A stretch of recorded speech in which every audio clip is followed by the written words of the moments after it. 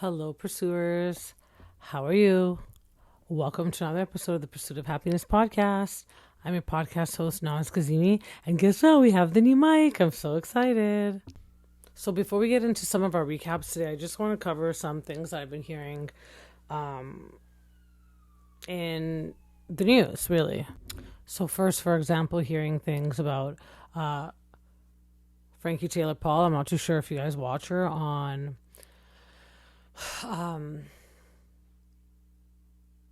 The Secret Lives of Mormon Wives. It's just kind of so exhausting and kind of triggering, to be honest, to watch things like that, because I remember when I myself was, I don't want to say a victim of domestic violence, but had shitty relationships, and it felt like every time I was gonna do something that was fun or exciting or for myself, like that was somehow ruined. And unfortunately, I've had the experience of dating narcissists. So apparently her season of Bachelorette that she was going to be on has been canceled. We're just all receiving the news today. And I just cannot help but feel completely sorry for her. It's just such a... It's like, I always refer to this when I think of situations like this, because domestic violence especially is so dangerous. And we all know, I mean, how many times have there been situations in the news where we've heard of domestic violence and it's been like a boyfriend or someone that's not necessarily the parents, and then what ends up happening is because of the domestic violence, there's a parent dead or there's a child dead because they're just not as... That's why they take domestic violence cases so seriously, especially when there's children involved, because unfortunately the victims of these type of situations are always innocent people. So with that being said, this is all alleged. We are unsure about who is exactly at fault, who's not at fault. There's no details that's been released. But my heart just goes out to the both of them, that Taylor, Frankie Paul, and Dakota, that are involved, because they also have a son, and Taylor has 2 other kids, and Taylor had a life that she wanted to sort of manage, and this was her income. And aside from the whole domestic violence thing, the fact that Dakota even got involved in her life is so disgusting to me. He just wanted to be famous. He's like, oh, here's a girl that's going to be famous. I want to be famous with her. That's what I think. You can't change my opinion on it, because after it ended, why did he just not leave? Like, he wanted to make dad talk a thing, and dad talk is not going to be a thing. This is all about mom talk. But now the Bachelorette, her season has been canceled because of these allegations, and the Secret Lives of Mormon Wives has been put on pause.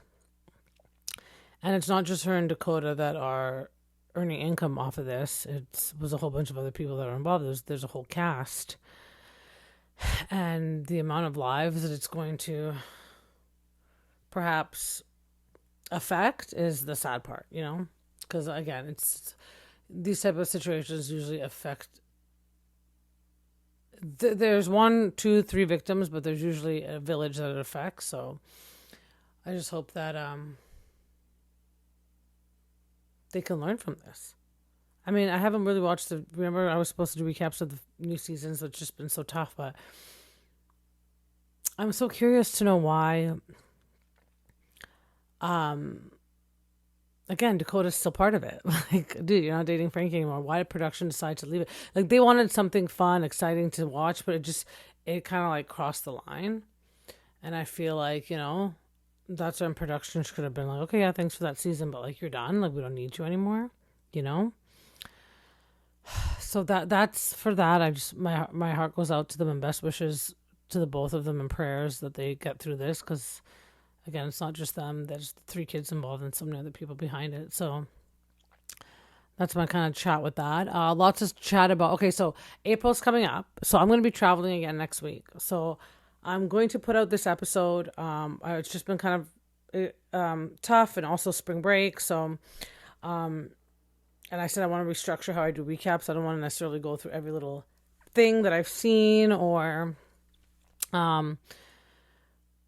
just to kind of chat about the main points. But starting April, we have the Real Housewives of Rhode Island coming out. We have the Valley.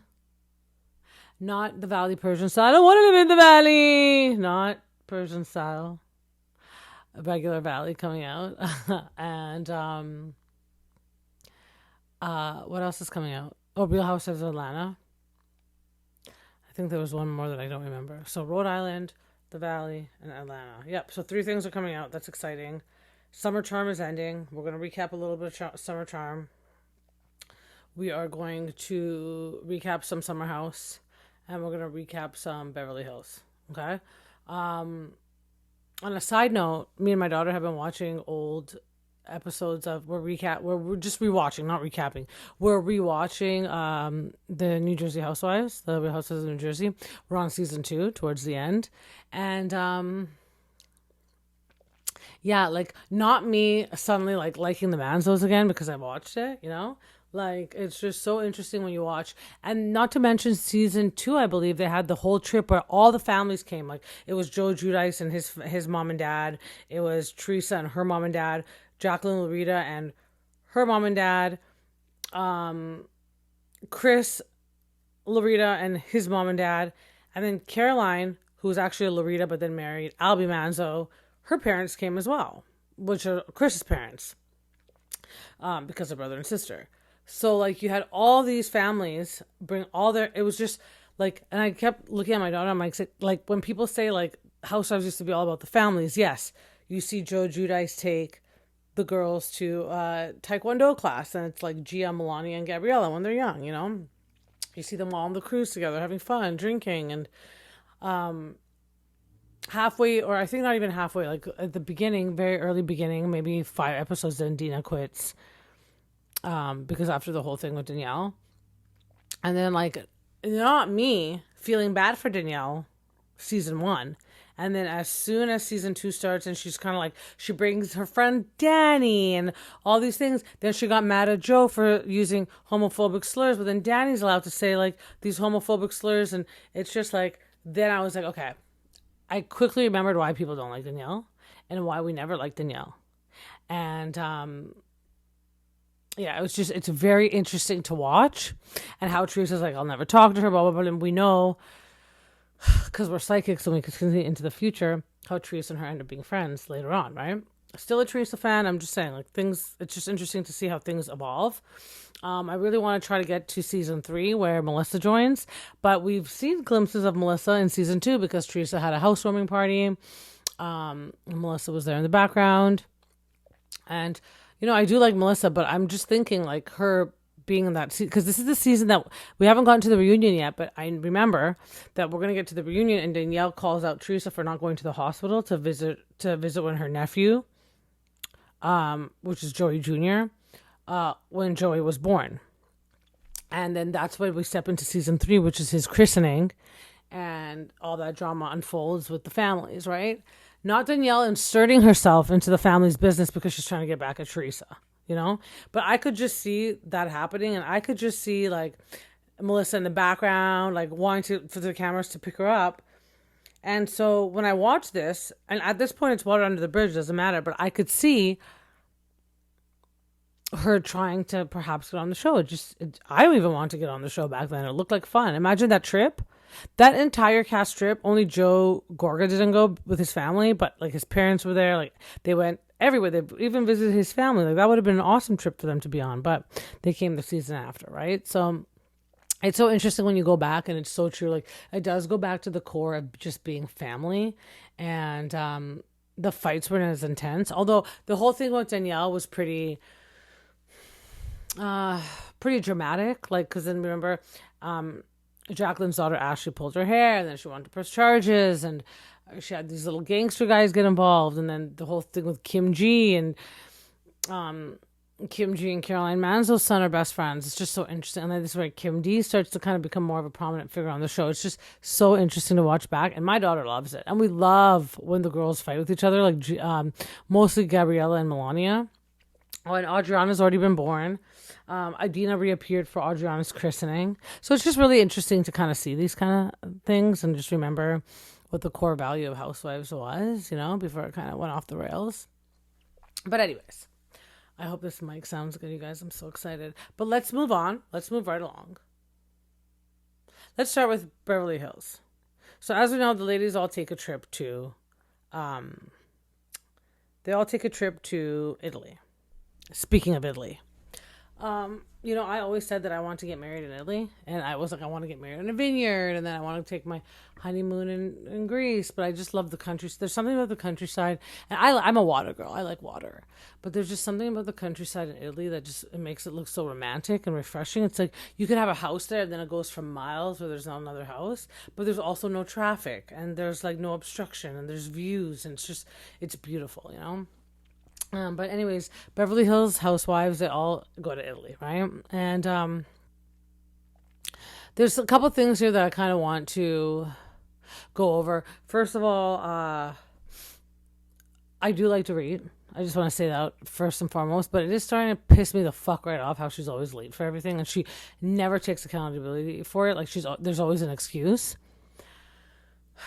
It would be such a different story if Dorit would just be like, you know what, yeah, I'm late. I'm so sorry, you guys. I was on the phone, or sometimes I just get lost in my thoughts.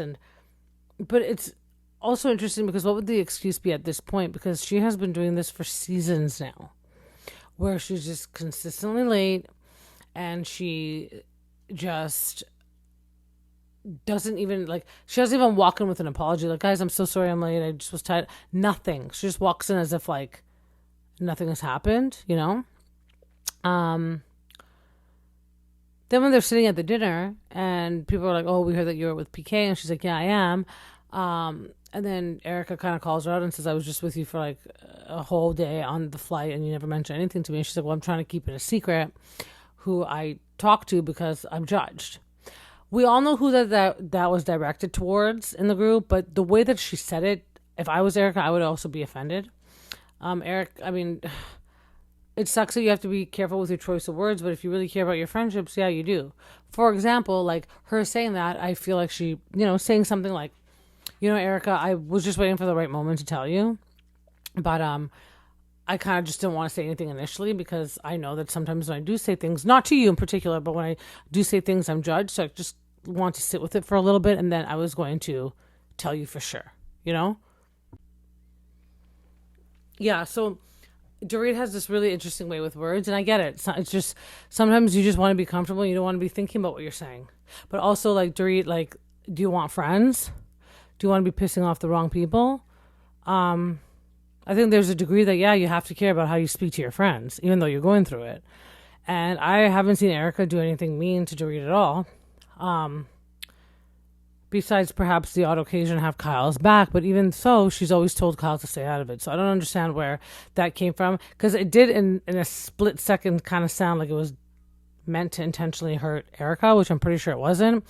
I think Dorit wasn't thinking of Erika when she was saying that. I think she was thinking of Kyle and Amanda, to be honest, and mostly Kyle. But because she's kind of in her own head at the moment, it just came out kind of negative. And so, yeah, I understand how Erika could get offended. And at the same time, Dorit has a point, Erika. You don't tell the group anything about you guys dating, and everyone's like, but it was the second date. Huh? I don't know what that has to do with anything. A date's a date's a date. Danny from Jersey would say that, right? A punk's a punk's a punk, and Manzo's a punks. But anyways, a date's a date's a date. If these are, Kyle knew. How come Dorit didn't know? But then again, Dorit, are we going to play tit for tat, or are you actually wanting to have friends to be supportive during this kind of thing? It just goes to show that Rachel is friends with these girls on camera because there's no high expectation of them when they're off in their real worlds. Call me when something happens. But with Erika, Dorit, and all the rest of the girls, there was more of a friendship there that extended beyond the camera. So if something were to happen, there was kind of this not obligation, but expectation that perhaps there would be a phone call or and Erika didn't even expect Dorit to pick up the phone. She was just I was with you for the past 24 hours and you didn't mention anything, and that kind of tracks. That makes sense to me, I understand that. Again, Dorit could have just explained it better. Dorit could have been Erika, I was planning on telling you, just kind of, I've been processing it myself. Because in a way, I understand what people say. Like, Dorit brings this all to the forefront. She complains about PK 24/7, and then all of a sudden, now that she's okay with PK, it's kind of okay. I always say this. We always see people getting into fights on the gram, on social media. It's like these couples, these big blown up fights, and I hate him, and he fucking cheated, and blah, blah, blah. Okay, then they get back together. And they never say, guys, I forgave him, or we forgive each other, we're going to work on this. We don't hear that. We just see the pictures pop back up on the gram or Facebook or whatever, and all of a sudden the love quotes and the mushy photos start again. It's like, no. You just told us for weeks and months that y'all hated each other and that so-and-so cheated. We want to see them. We don't just want to hear about the breakup. We want to see the makeup as well. We're invested now, you know? So I understand how that played out amongst the group as well. Like, you just shat on people for almost taking PK's side, you know? And not necessarily his side, but the right side, which in some instances could have been his side, because they were saying, like, you can't come on and talk about all this stuff on TV. It's going to get back to you in court, blah, blah. It's going to, hit you back in the face when you go to court, etc. But here she is having full-on fucking lunches with PK. And she kind of forgets to tell the group.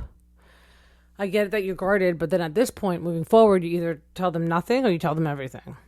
And don't forget you're on a show. Okay. Another headline that I heard about Dorit actually is that her house is in the pre-foreclosure phase. So I think from what I heard, allegedly, she's $900,000 behind in her mortgage. And this is what I love about Cynthia and Crystal Minkoff's podcast, Humble Brag. They get into the nitty gritty. Like, they were talking about how they get paid on Housewives. And I guess apparently, and this could be contract dependent, but when you first start filming, you get a chunk of the money. And then throughout the season, you get paid consistently. They both had differing opinions. Like, Crystal's like, well, she was on the show for long, but it was like the same chunk at the beginning and then throughout the season. For Cynthia, it was a bigger chunk at the beginning and then smaller installments throughout the season. So I think, I didn't really listen to the whole thing, but I think where they were going with this is like, she was getting money. How come this wasn't being paid? Here I am thinking, Dorit's been on the show for 10 years. She's got to at least be in this. She's got to be making over $1 million a season. But I guess not. Because how are you $900,000 behind your mortgage? Now, this also extends to PK. Like, you're a piece of shit, bro. This is the house that your wife and kids live in. And if not even your wife anymore, your kids. You want to put her under this much stress so that, the kids see, oh, mom's fucking losing it? They're never going to hate their mom. It's going to come back to you. Because you were the one that was originally the breadwinner. You were the one that wanted to handle everything. And because you decided fucking not to, you just took it back from her so that she has to go through this. So that she has to be a shitty mom to the kids because she's fucking stressed the fuck out because of something that you created. Like, that is shitty. I think, and I'm sorry. Like, yes, Dorit should manage her finances better. But now that she's in this situation, at least if PK doesn't give a fuck about her, give a fuck about your kids. It's just disgusting. And no wonder women crack with their mental health when they're in their 40s, getting divorced, having to deal with all this. On top of that, she's on a show. She's getting criticized by the entire public. You know, like, every move that she makes is under a microscope. It's like, for someone that's fucking scrutinized like that to the extent that she has been, I think that she's holding it together pretty fucking damn well. But, like, it's just... like, and you call him a man, and women see this about him, and they still want to be like, try to get with him, and be like, yeah, he's the man that I want to be with. Because it's all fun and games in the beginning. But, like, you know how they say you judge people by how they treat the server, how they treat someone that can do nothing for them, you know? Sometimes that gets lost upon us. Yeah, people can do nothing for us at some points. And sometimes we just don't care about those types of people. But now that I'm hitting an age where I'm like, you know, approaching my mid-40s, like I'll be 42 this year, I also judge people on how they act when they're about to get divorced. Because that also fucking tells you a lot about people.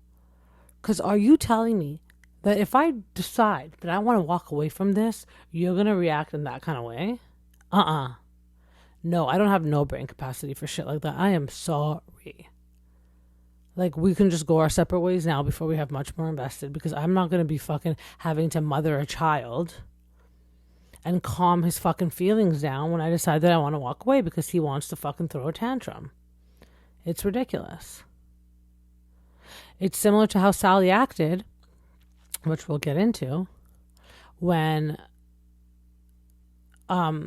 she didn't want to be, well, when Craig kind of like, I'm not interested in you in that way. Okay. So why is Charlie having to feel the wrath of that? Anyways, let's get into Southern Charm. So last episode, obviously, I think I discussed this before. Everyone knew what Craig had done. I think Craig even knew what Craig had done the last episode. And we still didn't get an apology from him. He didn't confront anybody, or he didn't take sides of the side and be like, look, the way I acted last night was crazy. He just went on that lunch with Whitney and he was like, yeah, you know, I need to control my drinking. That's disgusting. That man has not changed. In that moment, he slipped back into the old Craig, the Craig before Paige. And it's funny because the past 2 seasons he's been fighting with Austen about, you've done nothing in your life, you haven't changed, you're in the same fucking place that you've been for the past 5 years. Projection much? Because I feel like that was exactly what he was talking about himself. People always criticize you or compliment you or help you from the perception that they know, from the view that they know, from the point of life that they've been given, the way that their eyes work, from what they've seen. That's the only way that they can help. For example, I grew up in a house where people, or this is an example, people or family or friends are always like, you're so great, you're so wonderful, good job, you can do this. So that's what I know. So now when I go out into the world, I'm always encouraging people, yeah, great, wonderful. That's just how I support, because that's what I felt like support was when I was growing up. You might have other people who have only been given support financially.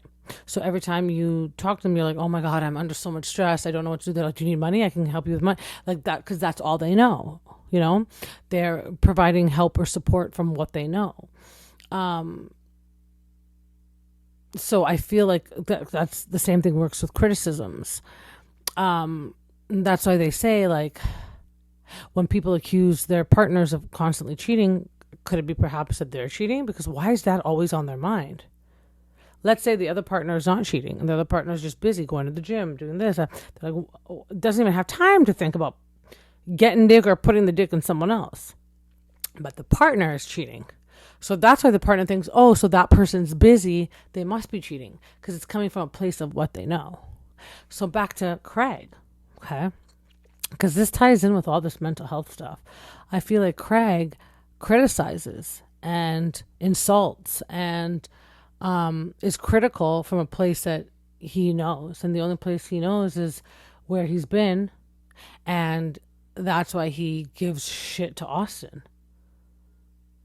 Because it's like, and the way that he gives shit, it's a projection of his own image, you know? Sure, there could be things that bother him about Austen, but the words that he specifically says to Austen are pretty much Craig. He's just twisting it and making it about Austen.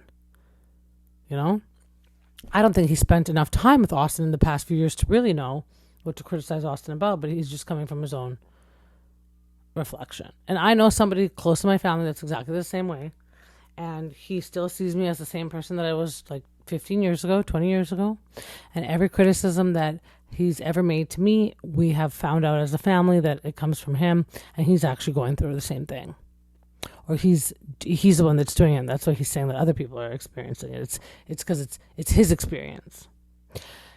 So from the outsider looking in, it's easy to say don't be offended by that. Like, that's just like a baby that doesn't really know how to deal with its issues or problems. But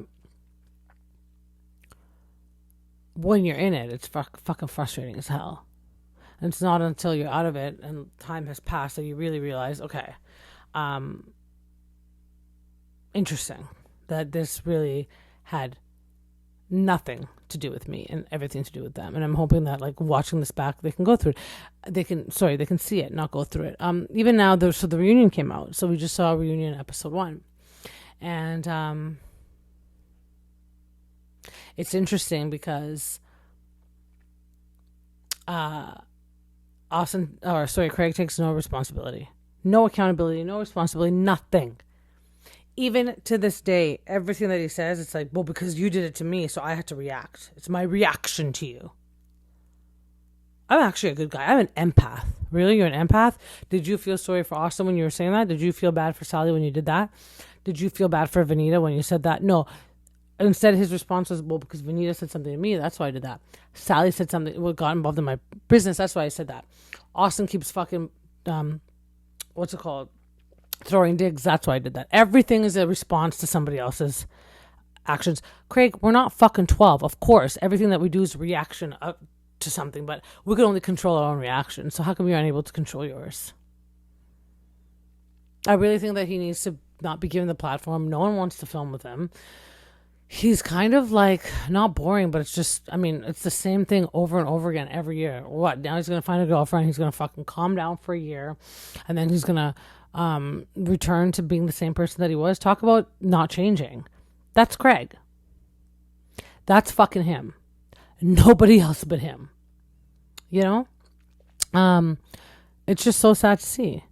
And then another thing about the reunion that pissed me off, and this is off the topic of Craig, is this whole thing between Salley and Austen. Like, she's so fucking thirsty, that girl. It's disgusting. Like, and, you know, I haven't really been able to go through the audience and check out their responses to things or see what they've been saying. But, oh my God, everyone agrees. She's disgusting. She's thirsty. Someone get her a fucking lake to drink, because like that, she wants to be with Austen so bad, and he called her out. He's like, no, she's got a high body count. I can't. But this is what we've been saying. Like, guys, and I've said this so many times before, guys want the good girl, the girl that, you know, can do all this, can be the wife, but then they go fuck around with the whore. And then the whore wonders, well, how come he doesn't want me? Like, he left his girlfriend to be with me. So how come because he's just fucking around with you. Because it's easy. With the wifey, and even Madison said, and Sally's sitting right there, she's the one that got away. He even says it. He's like, I don't want to be with Salley. She's a bar rat. She's at the bars all the time. And in her defense, in Sally's defense, well, so is he. But because she's given Austen the power to decide if she should be the one for Austen or not, he called the shots, and he said no. If she had any ounce of fucking dignity and self-respect, she would have been like, you know what? You're right. I don't want to be with you either. But it's just fun for now until I find my guy. You know?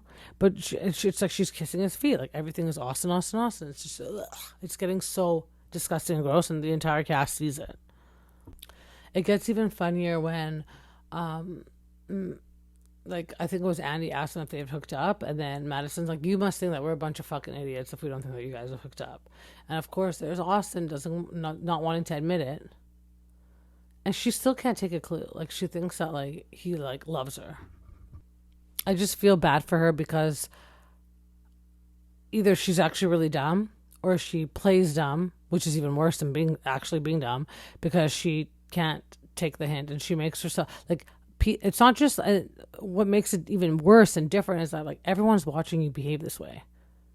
Like, you're not being a girl's girl. You got mad at Charlie, and why is she going and telling Craig when Charlie and Craig were seeing each other? Why would she go tell Craig, yeah, Charlie's talking to other guys? Like, you're supposed to. So she would go behind Craig's back and tell Charlie all these mean things about Craig. Like, Craig says he doesn't want you to fall in love with him. He's not ready to be. Yeah, he thinks that you're gonna fall right over head and heels with him, and he doesn't want that. But yet, asking her out on a date, he's not the guy for you. He's talking shit about you.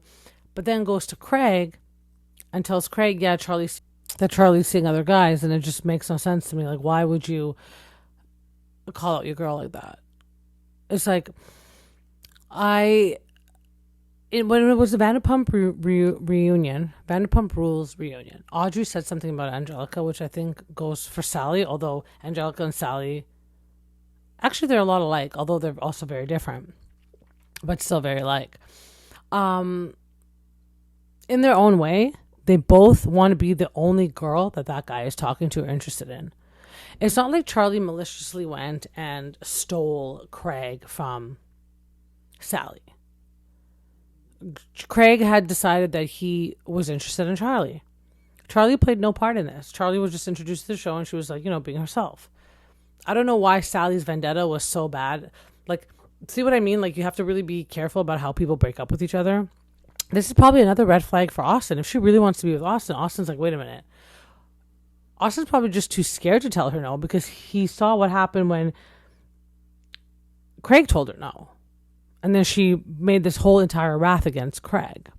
So, yeah, if I was Austen, I'd be fucking walking on eggshells too around her because you just don't want it to somehow come back and spit at you, And at the same time, you're getting free puss. So is it really like, are you really losing out, They also brought up the fact that like not a lot of the girls were interested in Whitner. And I think Salley, a bunch of on Watch What Happens Live had mentioned that actually Whitner likes to talk about himself a lot. And I don't think it's from bragging. I think he's just, and why the fuck not? The guy has accolades, go ahead.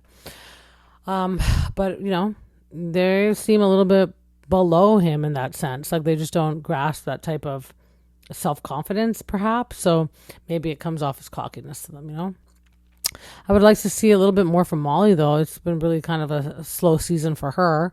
It's just kind of been this like quadruple love triangle that kind of the focus has been on this entire season, right? So anyways, moving right along to Summer House. Summer House is like, it's giving. It's been giving since it came out. So last episode, which I believe was episode 4, we saw they were playing that game. Oh, it was Amanda's birthday, so they all went around the table and they said something nice about Amanda. And when it came to Ben saying something nice, Bailey shouted out, "Yeah, Ben wants to sleep with you." And that kind of made everybody feel awkward.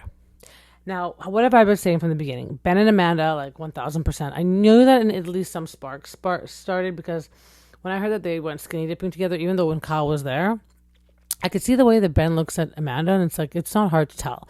But Ben was not happy with that. He went and he spoke to Bailey about it in the episode, and he kind of like went off on her, but in an Australian Ben kind of way. Like, he's like, that was rude. I don't know why the fuck you would say that. And it was so funny when he was pissed because he's like, I'm not going to go bang my mate's missus or something. And then all the guys were laughing because like he's being so serious, but the way that he kind of said it, like it was funny. Like I was laughing with KJ, West, and Jesse when he said it, and Kyle was standing right there, but when he went to go talk to Bailey, he was not happy with her, and it kind of turned Bailey off. Like, she's like, but you guys joke about it so much, and as you see the next episode, which is episode 5, when they're playing Spin the Bottle, they're still joking about Ben and Amanda being together and kissing and making out, and Bailey just sits there quiet, and she looks at Levi. She's like, see? This is exactly what I'm talking about. But I guess the difference is that Bailey's new to the group, so maybe it was not her place to kind of make jokes like that.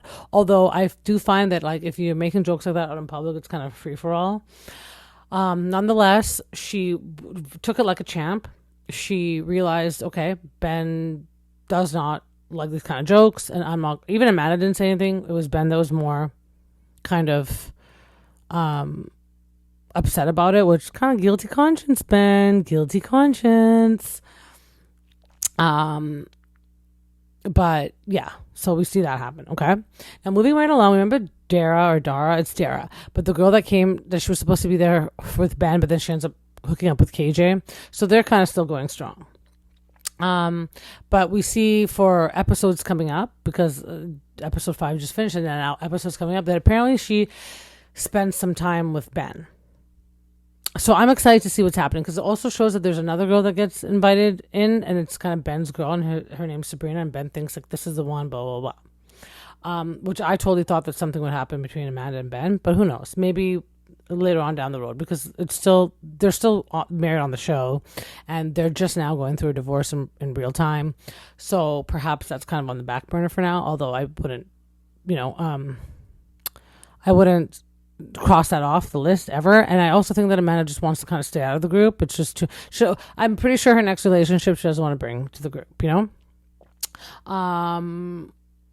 But anyways, we see Wes getting a lot closer to Ciara. Obviously, we know that he's into her, and that's kind of nice to see. But then again, the foreshadow, because I think what happens when they get to the mid of the season, they have the mid-season trailer. So I believe that mid-season trailer will be coming up soon, because they're doing a lot of heavy previews for the rest of the season.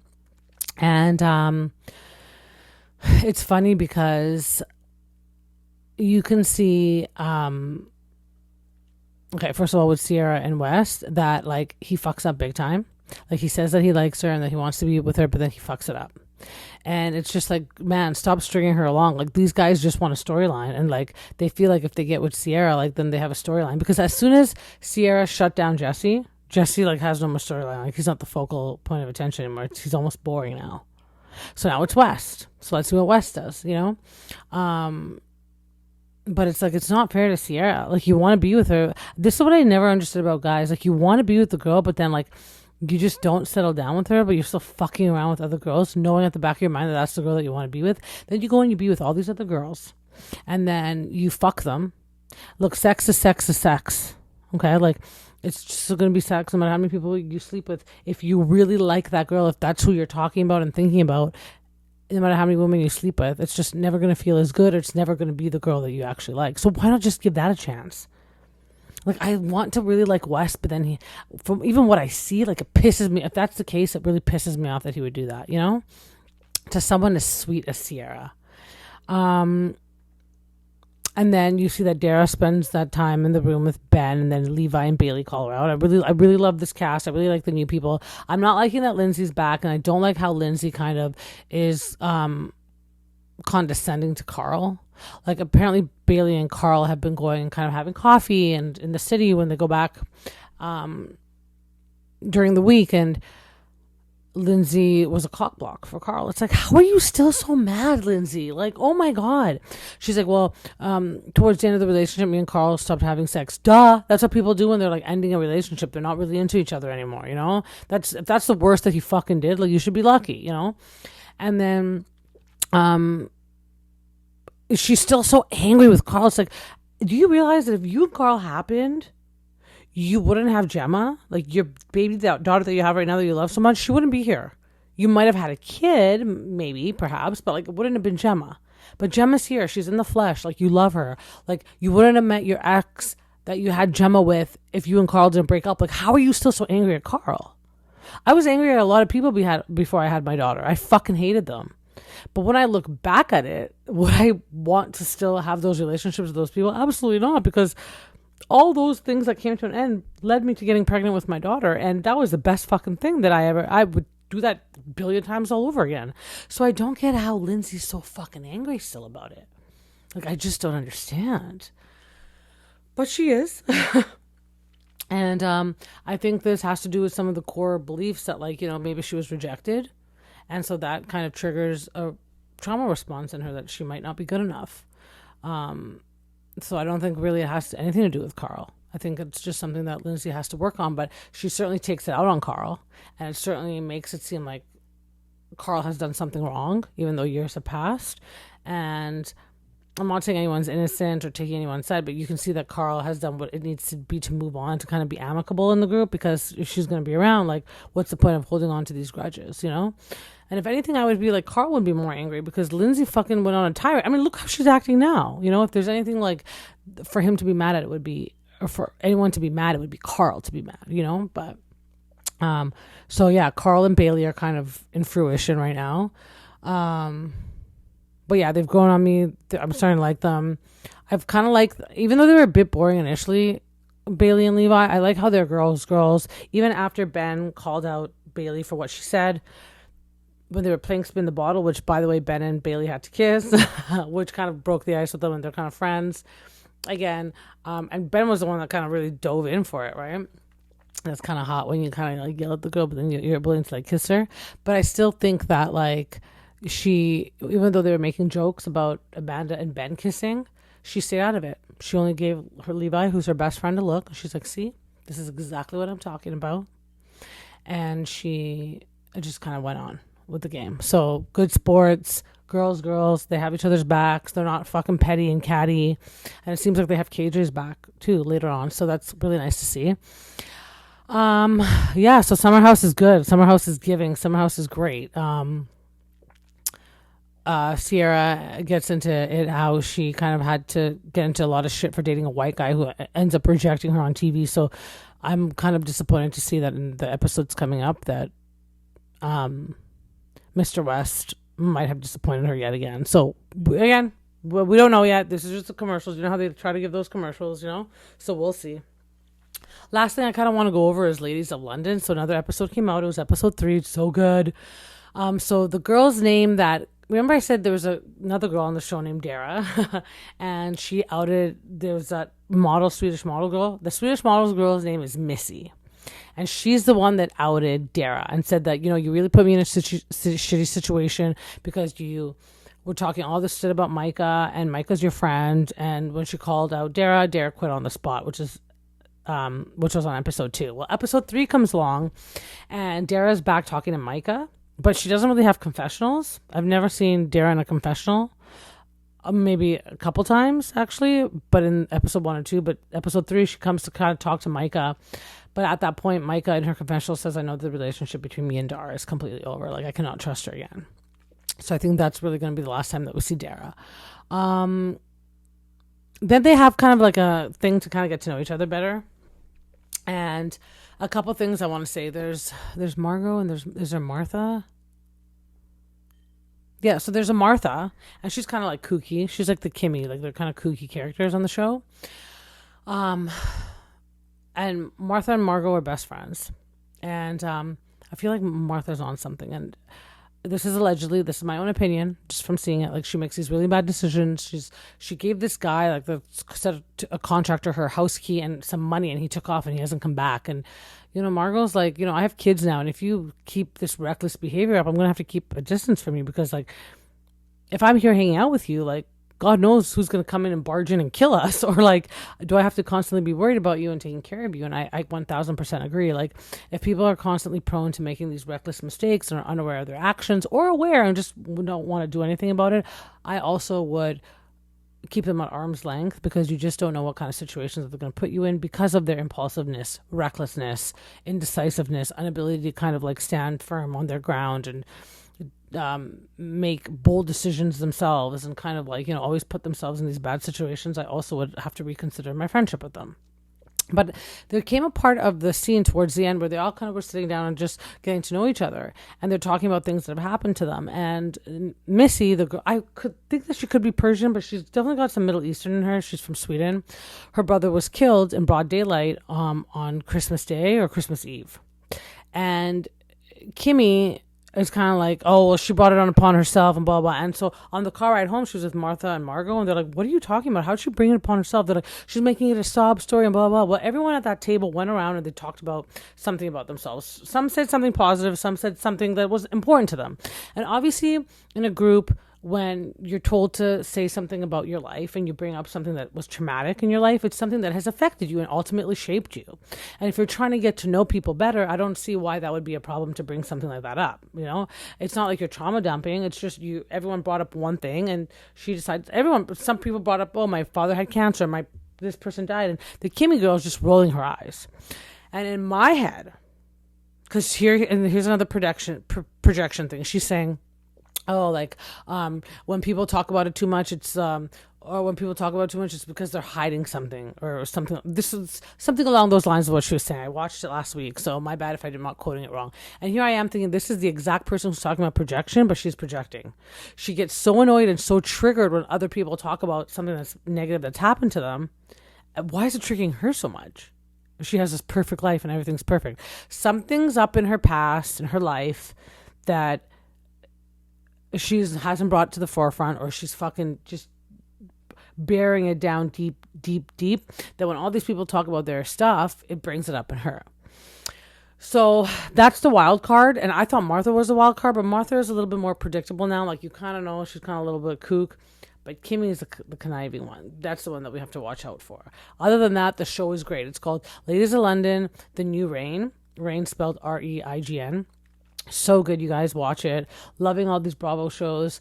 I'm gonna kind of just make my recaps like this, like a little bit shorter throughout the week. My schedule is gonna be changing. I will update you guys on my life and what's kind of happening, but schedule is going to be changing. Things are changing in life. I have much more content on my blog. I've told you guys www.thepursuitofhappinessnos.com. All the information for my blog is in the show notes. Go check out the show notes. You'll see where you can find me. You'll see where the blog is.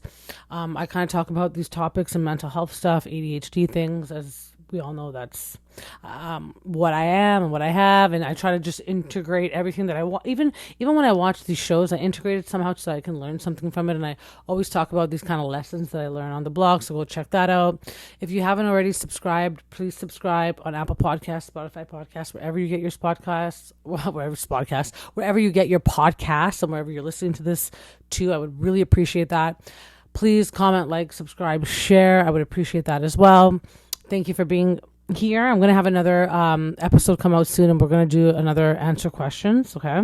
Hope you guys like the new mic. It's so nice, right? So now I can leave. I don't even I bought that entire podcasting light kit, but that's more for studios. But this mic is just perfect. I don't even have to wear the headphones anymore. So hopefully that sound is coming out good and you guys are liking that. With that being said, pursuers, thank you so much for listening to another recap episode of Bravo, fucking Bravo. And I will see you guys next time.